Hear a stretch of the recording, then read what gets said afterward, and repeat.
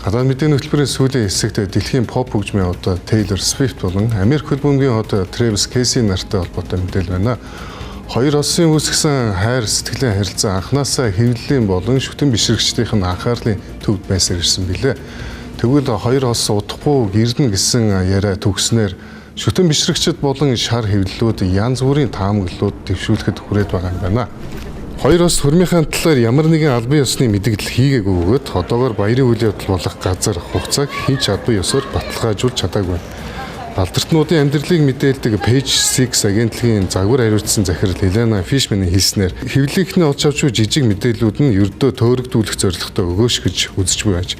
Тэрээр энэхүү хөрмийн нууцлал аюулгүй байдлыг Америкийн нэгдсэн улсын батлан хамгаалах юм буюу Пентагоны түвшинд яригдахуйц өндөр зэрэглэлд зохион байгуулж байгаа гэсэн байна.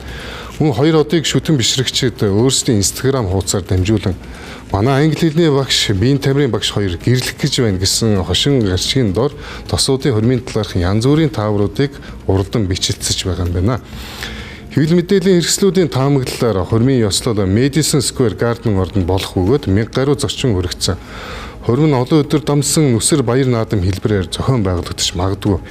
TMZ сайтын уламжлалснаар зочдын урилга хэдийн тараагдсан бөгөөд мэдээлэл алдагдахаас сэргийлж тусгай усан тэмдэгтээ хийгдсэн.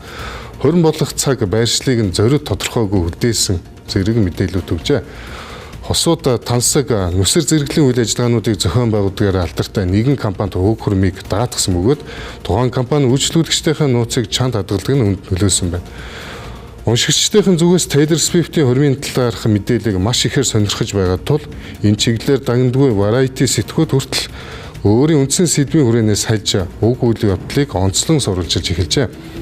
Томоохон улсуудын геополитикийн зөрчилдөөн, цагуурын гамшиг зэрэг үйл явдлууд өдгөө дэлхийд дахныг олох сэдвүүд болоод байгаа ч Taylor Swift, Travis Kelce нарын хөрөм эх өдрүүдэд дэлхийд дахны залуучуудын анхааралд байх төлөвтэй байна.